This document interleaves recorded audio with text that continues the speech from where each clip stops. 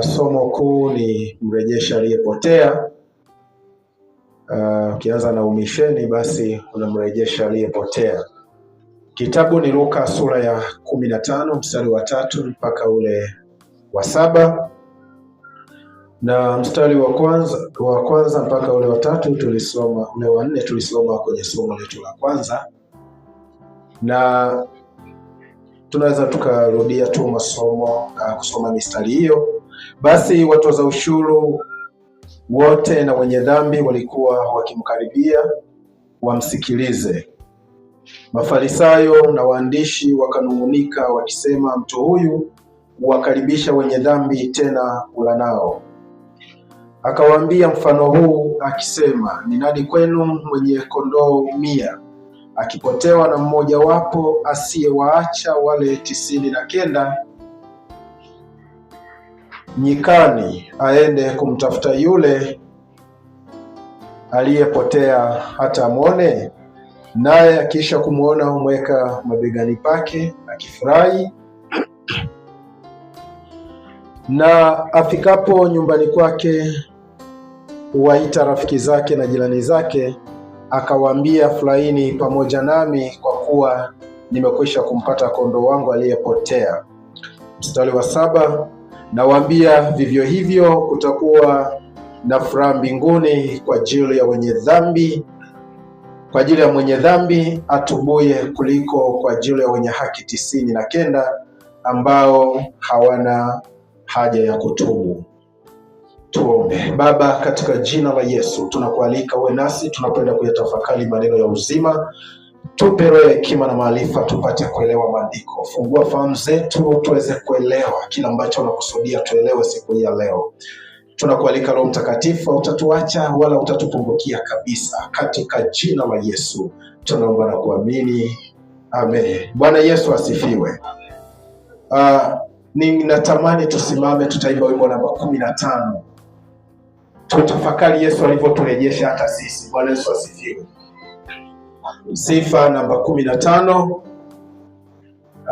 Ni wimbo ambao tunaujua. Katika neema ya Yesu tumeokolewa. Bwana Yesu asifiwe. Tafakari ujumbe wake siku hii ya leo, kwamba pengine na mimi nilikuwa ni kondoo niliyekuwa nimepotea, nilifungwa na dhambi, zilinilemea, lakini kwa neema ya Yesu aliweza kuturejesha. Bwana Yesu asifiwe. Uhuru wa Yesu kanisa. Huwa na utafakari sana ukianzia lile beti la kwanza, tunapojifunza leo kuwarejesha waliopotea. Unakumbuka na wewe ulikuwa ni miongoni mwa waliopotea, lakini Yesu akaturejesha. Niombe praise mtuongoze, na kila mmoja natamani aimba kitafakari kabisa kwamba Mungu amemrejesha kwake. Alikuwa amepotea, alikuwa mwenye dhambi.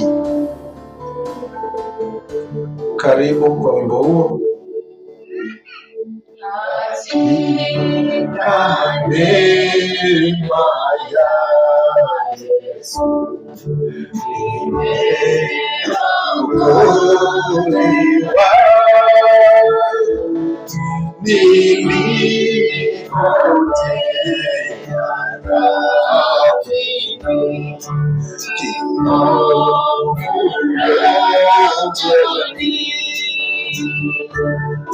bali neema ya Yesu yanitosha sana,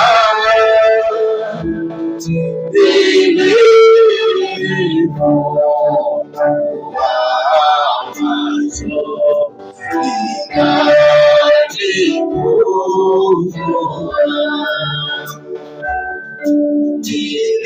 nilikuwa mwenye nilifungwa nazo,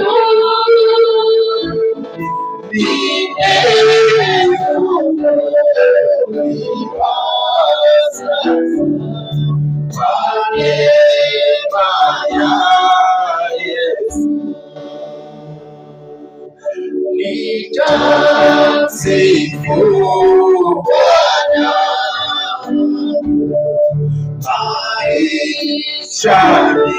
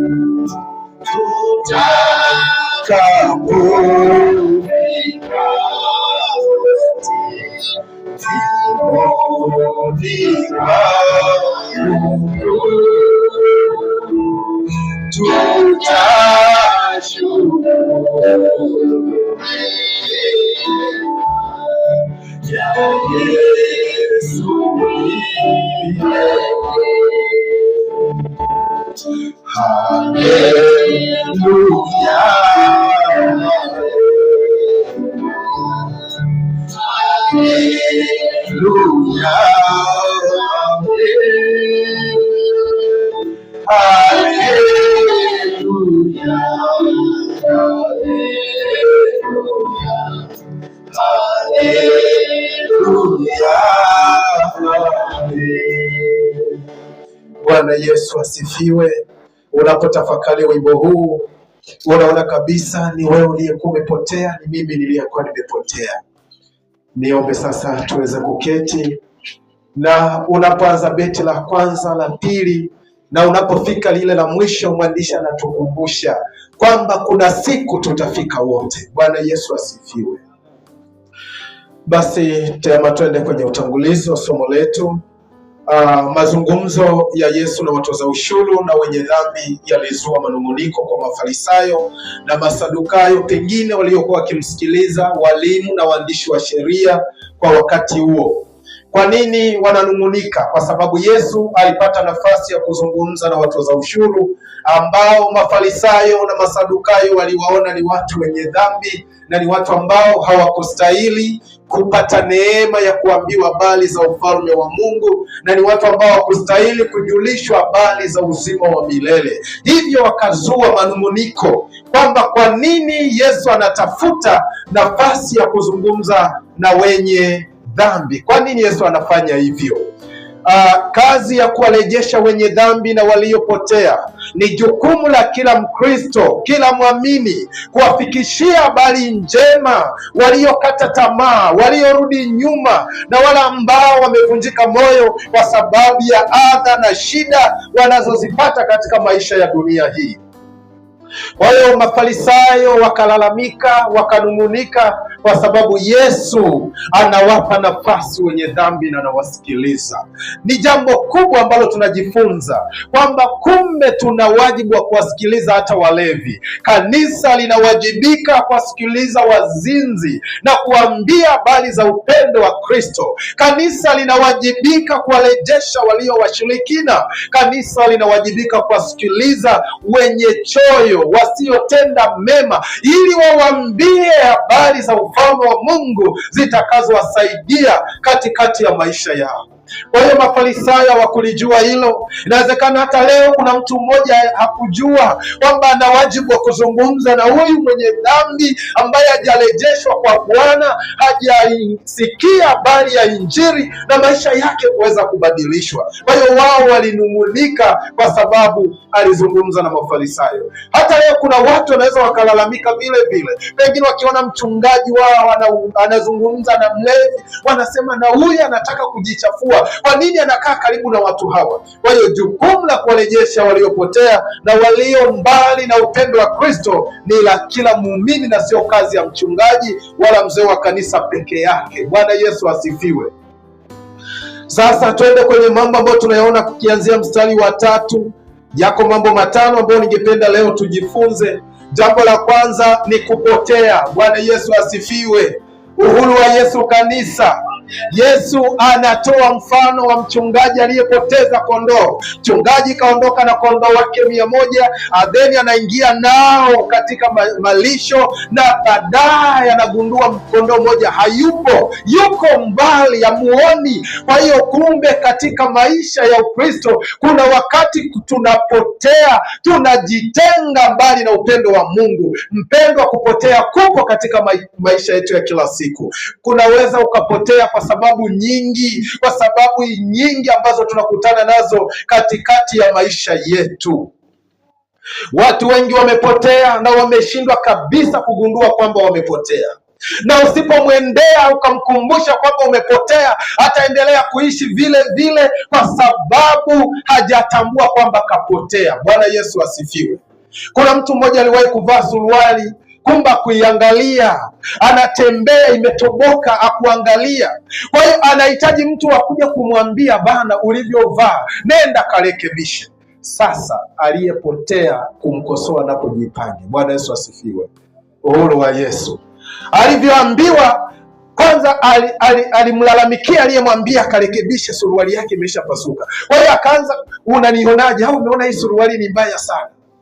Baadaye anaingia sasa chooni, ndo anajitazama, kumbe wakati anapanda kwenye pikipiki suruali ilipasuka. Bwana Yesu asifiwe. Kwa hiyo kumrejesha mtu aliyepotea inahitaji nguvu kubwa, inahitaji Roho wa Bwana tu tusaidie, maana hata yeye pengine hajajua kwamba amepotea. Na kama ni Mkristo alikuwa anasali, ukimwendea atakutajia vifungu vingi vya Biblia kutaka kujidefendi, kukupa kwamba yeye hajapotea, bado yuko kwenye njia ya kumjua Mungu. Kumbe kupotea kupo katika maisha ya imani. Kumbuka ni watu ulipowahi kupotelea.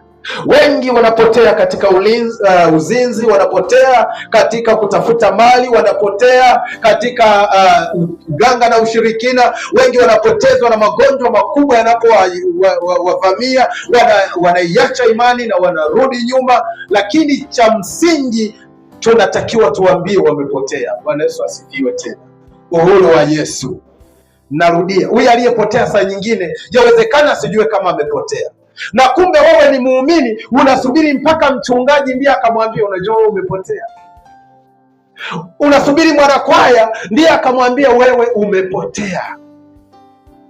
Kila muumini ana jukumu la kuwarejesha waliopotea. Kanisa la African Land Church liko huku kanda ya kati, ni kwenye umishenali wanaita. Na maana yake ni nini? Kwamba kanisa watu wanalijua liko tu kanda ya ziwa kwa miaka mingi, zaidi ya miaka 100. Kwa hiyo tunapoishi kwenye maeneo haya tunaita umisheni, tunawajibika kutambua waliopotea na kisha kuambia habari za Yesu ili wamrudie Yesu, wamjue Mungu, na hatimaye siku moja tukutane nao katika karamu ya mwanakondoo, kama ambavyo tumeimba wimbo namba 15 lile beti la mwisho, kwamba tutakapofika wote mbinguni kwa Bwana tuweze kwenda nao hao waliopotea. Kwa ni nani anatakiwa kujua kuwa wamepotea? Ni mimi na wewe ambaye tumekwisha kukombolewa kwa damu ya Yesu. Tumekwisha kuoshwa, kutakaswa na kusafishwa kwa damu ya Yesu. Ndio tunao uwezo wa kuona kwa jicho la rohoni kwamba huyu mtu anahitaji msaada, amepotea njia aweze kumrejea Mungu wake. Na utajuaje mtu amepotea? Biblia inataja mambo mengi. Ukisoma Wagalatia ile sura ya 5, inataja matendo mengi ya mwili. Yako matendo mengi ya mwili yanatajwa pale, na ambayo kwa namna moja unaweza ukayaona kwa urahisi yanatajwa. Kwa hiyo ukimtazama mtu huyu unajua kwa matendo haya amekwisha kupotea na ninawajibika niweze kumrejesha kwa Bwana. Kupotea kupo, lakini ni muhimu kurudi. Bwana Yesu asifiwe. Kwa hiyo huyu mchungaji wa kondoo anagundua mmoja amepotea, na yule kondoo pengine asingetafuta, asingekumbuka wenzake wako wapi. Kwa hiyo tuna watu katika kanisa wamekwisha kupotea, hawakumbuki wenzao wako wapi. Kwa hiyo tunahitaji kuweza kuwarejesha waliopotea. Kwa hiyo Yesu akawakumbusha kwamba wanatakiwa wawarejeshe waliopotea. Kwa hiyo ni muhimu kurudi tunapogundua tumepotea. Jambo la pili ni kumtafuta aliyepotea. Ukisoma Luka sura ya 15 mstari wa 4, kumtafuta aliyepotea. Mchungaji akagundua kondoo wake amekwisha kupotea. Kwa hiyo hatua aliyoifanya ilikuwa ni kwenda kumtafuta yule kondoo, alikwenda kumtafuta. Kwa hiyo waumini na wana IGGC tuna jukumu la kwenda kuwatafuta waliopotea. Ili swala la kuwatafuta sio la wazee tu wa kanisa, sio tu la wachungaji, sio tu la mwinjilisti, bali ni jukumu la kila mmoja wetu kumtafuta aliyepotea. Na tunawatafuta maeneo yapi? Tunaweza tukawatafuta kwenye familia zao, tukawatafuta wanakofanyia kazi, na tukawatafuta wanakofanyia biashara. Hata katika maeneo mbalimbali kanisa linatakiwa kuwatafuta watu hawa. Yesu anazungumza na watoza ushuru, tunajua wanakofanyia kazi, watu wanaokusanya mapato. Yesu anazungumza na watu mbalimbali. Biblia inataja mpaka wenye dhambi. Kuna wakati alikutana na kahaba, kamhubiria habari. Kuna wakati alikutana na wenye pepo, washirikina, akawahubiria habari njema. Kwa hiyo tunawajibika kuweza kuwatafuta waliopotea, kwa sababu ni jukumu letu kama waumini na wale ambao tumekwisha kukombolewa na Bwana Yesu. Kwa hiyo kumtafuta aliyepotea ni jukumu la kila mmoja wetu, na kumrejesha kutoka katika dhambi iliyomfunga na asiweze kuendelea kuishi katika maisha ya dhambi. Yesu anatushuhudia hayo akisema, mchungaji aliwaacha 99 akaenda kumtafuta yule mmoja. Kumbuka na utafakari, ni waumini wangapi umeenda kuwatafuta tangu umeamini? Tangu ulipomjua Yesu ukakiri kwamba ni Bwana, ukabatizwa, wangapi umewaleta kanisani tangu ulipobatizwa? Wangapi wanakuona na kukushuhudia mema ili wauone mwenendo wako mzuri juu ya habari ya tumaini lililoko ndani yako, wamfuate huyo unayemtumikia? Kwa hiyo watu wamepotelea katika dhambi, na tuna jukumu la kuwatafuta kama huyu mchungaji aliyewaacha wale 99 na kwenda kumtafuta yule mmoja. Unapomwona Mkristo mwenzako haonekani kanisani, haonekani ibadani, tambua kwamba una jukumu la kumrejesha. Kazi ya kutafuta na kuleta watu kwa Yesu ni jukumu letu sote, kwa kuwatembelea katika nyumba zao, kuwatembelea na kuwafundisha neno la Mungu, kuwatembelea na kuwatia moyo katika maeneo wanayofanyia kazi, ili waone upendo ambao unawaonyesha kwa habari ya kumjua Mungu, kwa habari ya upendo wa Kristo ambao ameuachilia juu ya maisha yao. Wamepotelea kwenye uchawi, watu wamepotelea kwenye uzinzi, wamepotelea kwenye tamaa ya mali, ufisadi, uongo na mambo kadha wa kadha yanayofanya watu wanaiacha imani. Wapo watu wengi wanaohitaji msaada wako katika kuwafundisha neno la Mungu. Kuna watu wanahitaji msaada wako kuwaelimisha juu ya Ukristo, kuwaelimisha juu ya Injili, ili wapate kuelewa, ili wapate kumfuata Kristo. Mchungaji aliwatafuta, aliwaacha 99 akamtafuta yule mmoja. Kumbe mwenye dhambi mmoja ni wa thamani mbele za Bwana, ni wa thamani kubwa, anatakiwa kutafutwa, kwa sababu wale 99 tayari ni mali ya Bwana, na tayari una uhakika na usalama wao, una uhakika na kwamba wanaurithi uzima wa milele, una uhakika kwamba wamekwisha kukombolewa. Kwa hiyo unatakiwa umuone yule aliyepotea, yule mwenye dhambi kuwa ni wa thamani kubwa mbele za Bwana, na unawajibika kumrejesha kwa Bwana. Jambo la tatu ambalo Yesu aliwaambia wale Mafarisayo ni kumbeba aliyepotea. Bwana Yesu asifiwe. Ukisoma Luka sura hiyo ya 15 mstari wa 5, maandiko yanataja kabisa yule mchungaji baada ya kumtafuta kondoo na hatimaye anampata, akamhurumia yule kondoo wake, akambeba kwenye mabega yake, na hatimaye akaanza kumrejesha kwa wenzake. Tunajifunza nini? Kanisa la Mungu linawajibika kuwabeba walio wadhaifu wa imani. Kanisa la Mungu linatakiwa kuwatia moyo. Kanisa la Mungu Mungu linatakiwa kuwaombea, kanisa la Mungu linatakiwa kuwahurumia wenye dhambi, na badala yake tunajikuta tunakuwa ni wa kuwasogeza mbali na nguvu ya Mungu. Unasema huyu nimemwona tu jana anazini, unamtangaza kila eneo, hatimaye akisikia anaenda mbali, anaiacha sauti ya Bwana, kwa sababu Biblia inasema kuwarejesha kwa upole na kwa unyenyekevu. Unapotazama yule mchungaji, pengine angekuwa ni mchungaji wa leo asiyekuwa na nguvu ya Mungu, angeweza hata kumtandika viboko. Yule kondoo kwa nini amepotea? Angeweza kumfukuzia mbali, aende mbali kabisa. Kwa hiyo huyu alimbeba, alimchukulia ule udhaifu wa kupotea, akamsogeza kwa upendo, na Biblia iendelee kutaja kwamba aliendelea kupotea yule kondoo. Kwa hiyo tuna jukumu la kuwarejesha waliopotea kwa kuwabeba katika maombi, katika kuwafundisha neno la Mungu, na hata kuwatia moyo waweze kusimama imara katika maisha yao ya imani. Yesu anasema baada ya kondoo moja kupatikana, alibebwa mabegani kwa furaha. Bahati mbaya sana leo hii baadhi ya waumini wakijua kuwa umeanguka dhambini, watabeba kwa kukutangaza kila mahali, tena kwa furaha, ili upotee zaidi. Wanasema yani anakuambia nini huyo? Yeye mwenyewe ndo hivi hivi, yeye mwenyewe ndo bila alivyo, yani yeye mwenyewe ndo muongo, yeye mwenyewe anatuhubiria nini? Tumemwona jana tu mwenyewe. Bwana Yesu asifiwe. Uhuru wa Yesu. Wakati nikiwa mdogo, kuna mtu mmoja alikuwa anatamani kwa mwenendo wa mtu fulani, anavyoenda kanisani, anatumika na nini. Sasa akaja akagundua siku moja ni mzinzi. Yule baba alisema, nilikuwa ninataka kwenda kanisani, hamtaniona tena. Kama na huyu ameanguka dhambini, kama na huyu amekuwa wa hivi, kama na huyu ameenda kupiga ramli, hawataniona tena kanisa.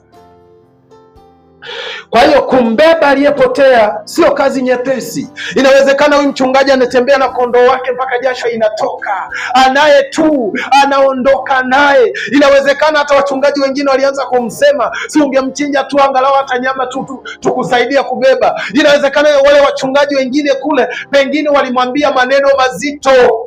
Hata leo hii unapochukua hatua ya kumwendea aliyepotea dhambini, wako watu wataanzisha maneno ya kukukatisha tamaa. Wewe hautaweza, walishaenda mpaka na wachungaji, wewe ni wa saba, utawezaje? Mtu anaanza kufikiria, nasema kweli mchungaji ameenda, hakuna mwenyekiti wa jumuiya, hakuna mimi mwenyewe naye najaribu, lakini ngoja nijaribu. Hawezi kurudi kama hujatia bidii. Kwa hiyo mchungaji alichukua jukumu hilo ambalo leo hii mimi na wewe tunatakiwa kuwarejesha watu hawa kwa kuwabeba kwenye sala, kwenye maombi yetu ya kila siku. Mchague hata mmoja unayemkumbuka, pengine aliwahi kusali ajijisi aonekani. Unamwambia Bwana mkumbuke, taja majina yake, mwambie Roho Mtakatifu husika na mtu huyu, umbadilishe, aione thamani ya nguvu ya Kristo katikati ya maisha yake. Ukifanya hayo, una uwezo wa kumrejesha mtu huyu. Lakini ndo ukianza malalamiko, tulikuwa tu kiongozi wetu bana, tunaimba naye, lakini ona sasa, wewe unamwelewa, mimi simwelewi kabisa. Eti naye alikuwa anajifanya ameokoka. Yaani wewe ndo unaanza kutangaza habari mbaya. Haujambebea udhaifu, hujaibeba dhambi hii na kuitubia ili Mungu arejeshe rehema kwa mtu huyu. Unaanza kutangaza habari mbaya, matokeo yake anazidi kupotea zaidi. Wengi wamejitenga na imani kwa sababu ya maneno kama hayo. Walipoanguka dhambini, badala ya watiwe moyo, wanaletewa habari nzito, habari ngumu. Yani kanisa lote wameisha jua, mpaka na mchungaji, wewe jana ulikuwa unazini, una habari. Yani wewe yani hata mle kanisa tukikuona, yani hatukutaki kabisa. Matokeo yake anaenda mbali zaidi, harudi kwa Bwana, anajitenga na imani. Lakini jambo la 4 tunaloliona katika mistari hii, jambo la 4, kuwashirikisha rafiki na jirani. Yaani kuna furaha unapomrejesha mwenye dhambi. Biblia inataja alipompata yule kondoo wake, alipofika nyumbani hakukaa peke yake, akaanza kuwashirikisha majirani, akashirikisha rafiki zake kwamba tayari kondoo aliyepotea nimempata, na ikawa ni furaha, na wakamtukuza Bwana katikati ya maisha yao. Sasa kipengele cha jirani na rafiki. Watu wengi tuna mahusiano mabaya na majirani. Event au tukio kama hili, kwanza unaanza kufikiria naendaje, maana mgogoro wa mpaka tu ulishakumaliza wewe na jirani. Mgogoro tu wa hatua moja pale ni shida. Yesu anatukumbusha jirani na rafiki walipewa taarifa ya kurejeshwa mtu, kurejeshwa kwa kondoo, na hatimaye wakafanya furaha kwa pamoja. Tamani katika maisha yako kumrejesha aliyepotea, na uweze kushare na marafiki na jirani zako ya kwamba Bwana amefanikisha jambo hili, na hata unakuwa unaimarisha mahusiano mema katikati ya maisha yako na majirani zako. Kwa hiyo kurejesha aliyepotea ni kazi ya kila mmoja na kushirikishana. Hii tunajifunza ni ushirikiano kati ya mtu anayemwamini Kristo na rafiki na jirani yake. Kama una rafiki asiyeamini na ukasimama imara katika kusudi la Mungu, kuna siku anafuata njia zako. Kuna siku anasema nataka niende hata kanisani kwenu, natamani nikajue unakoabudu, natamani nijue hata kwaya unayoimbia, natamani nijue hata kanisa lako, natamani nijue mnavyojenga, natamani nijue mnavyokwenda kufanya ibada ya shukrani, kwa sababu anauona mwenendo mwema ndani yako. Jirani yako huwezi ukamleta ikiwa kila siku mnagombana, ikiwa kila siku mnasemeana maneno mabaya, ikiwa kila siku ni kero haziishi. Yesu anatukumbusha waliwatafuta majirani, akawatafuta rafiki zake kwamba kondoo nimempata. Je, ukimpata anayeokoka na kuamini siku hiyo, una nguvu hiyo ya kuwashirikisha majirani? Una nguvu ya kumshirikisha rafiki yako? Jiulize ndani ya maisha yako na chunguza mahusiano yako na jirani yako. Weka mahusiano mema na rafiki na jirani yako ili washiriki furaha pamoja na wewe. Usipokuwa na mahusiano mazuri, haiwezi kutokea hiyo furaha. Kuna watu wengine tunatamani tu tuwe na mahusiano mazuri na wale tunaosali nao, wale wa imani moja. Kama ni imani nyingine, hapana, mahusiano ni sifuri. Hatuwezi tukawarejesha, hatuwezi hata kuambia habari za Yesu, kwa sababu kama mahusiano ni mabaya, maanake hata hiyo connection, muunganiko wa wewe kukutana naye umwambie habari njema hautakuwepo. Yesu anatukumbusha jirani walishiriki furaha. Hebu tamani jirani zetu wawe na furaha ya kumjua Kristo, hata kama wasali ya IGGC, lakini wakikuona wanaona kuna mtumishi wa Mungu hapa, yuko anayemtumikia Mungu, yuko anayembeba mwenye nguvu ndani ya moyo wake, ili na wao waweze kuvutiwa na mwenendo wako. Hapo ndipo tutakapoweza kuliongeza kanisa la Bwana, ndipo tutakapoona watu wakiongezeka siku kwa siku, kwa sababu wanauona mwenendo, wanaiona tabia njema ambayo Kristo ameiacha kwako kama alama. Kwa hiyo kupatikana kwa yule kondoo kulileta furaha kwa rafiki na jirani wa yule mchungaji. Lakini jambo la tano tunaloweza tukaliona siku ya leo, toba ya mwenye dhambi. Bwana Yesu asifiwe. Ukisoma Luka sura ya 15 ule mstari wa 7, Yesu anawaeleza makutano, Yesu anawaeleza Mafarisayo na walimu waliokuwepo, waandishi wale wa sheria, akawaambia, tazama, inapotokea mwenye dhambi akatubu, akaungama, inakuwa ni furaha mbinguni. Hebu tamani kuirejesha furaha mbinguni, kwa sababu namleta mtu mmoja tu mwaka huu kutubu na kurejea kwa Bwana. Biblia inasema jambo hili ni hakika, kwamba furaha inakuwepo mbinguni, malaika wanashangilia, kanisa la Mungu linaongezeka, kanisa linastawi, na Mungu anaendelea kuwahudumia watu wake siku kwa siku. Wako watu tangu waamini, ukimuuliza amefanya nini kwa kumrejesha hata mtoto mdogo kumfundisha neno, bado hajawahi kufanya. Mwingine aliwahi kumuuliza akasema, hiyo kazi ni ya mchungaji. Kutembelea waumini ni ya mchungaji, mimi siwezi nikafanya. Mwingine ukimuuliza anasema sasa mimi naenda kufanyaje? Fika, tembelee jirani, mtembelee rafiki aliyerudi nyuma. Hata kama una mistari ya kufundisha, omba naye hata maneno matatu, mtie moyo, muombe. Kuna siku utamvuta kuja kanisani. Anasema kwa nini kila siku anakuja kunitembelea? Kwa nini anakuja kunitembelea? Kwa hiyo anavutiwa na namna ambavyo anaenda kumsaidia aweze kuijua siri ya ufalme wa Mungu na aweze kurejea kwa Bwana. Wapendwa, tunayo kazi kubwa ya kuleta watu kwa Yesu ili tusababishe hii furaha mbinguni kwenye haya maeneo ya umisheni wa kanisa la AICT. Roho Mtakatifu atusaidie kuyafanya haya. Tafakari, tangu umeamini, watu wangapi umeweza kuwasaidia wamjue Mungu au umesababisha wasimjue Mungu? Kuna mambo mawili hapa. Kutokana na matendo yangu au matendo yako yamefanya watu wamjue Mungu au watu wasimjue Mungu. Kwa maana kwamba kama matendo yangu ni mema, watavutiwa na mwenendo na tabia ninazoishi nazo, na watapenda wajue sehemu ninaposali na hata huyo Mungu ninayemtumikia. Lakini kama wataniona nina matendo mabaya, maana yake watajiuliza maswali, ni Mungu gani anayemtumikia? Kama wanaosali ndo wako hivi, siwezi kwenda kusali.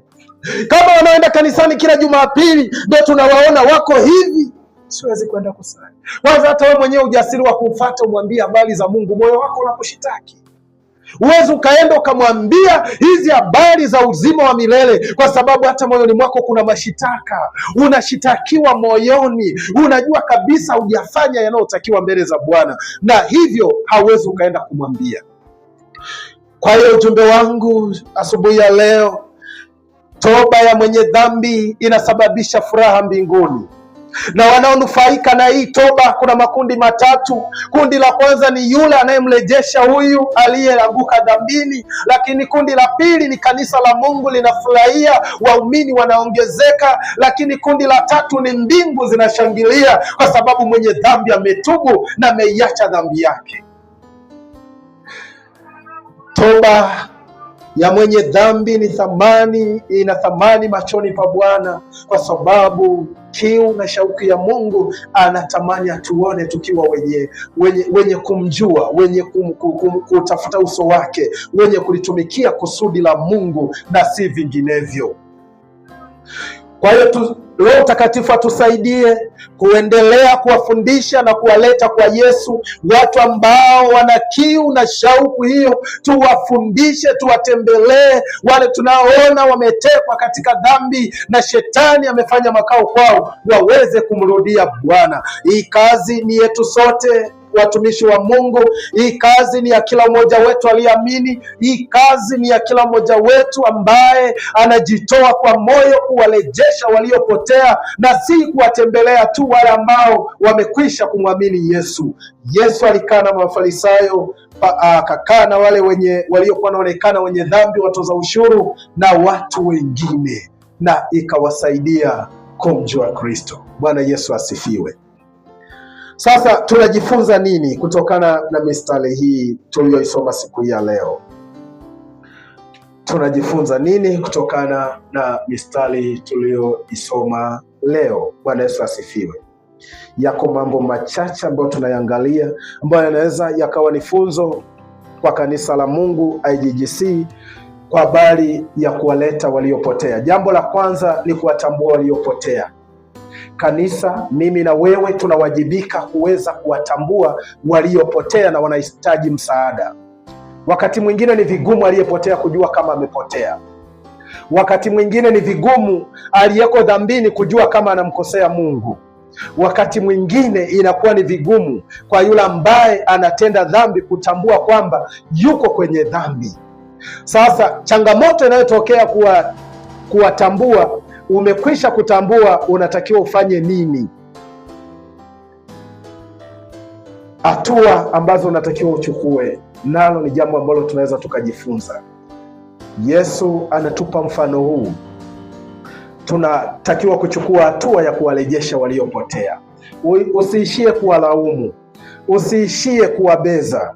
Usiishie kuwahukumu, usiishie kuwasimanga, usiishie kuwatangaza habari zile mbaya, bali unatakiwa uchukua hatua ya kumrejesha aliyepotea.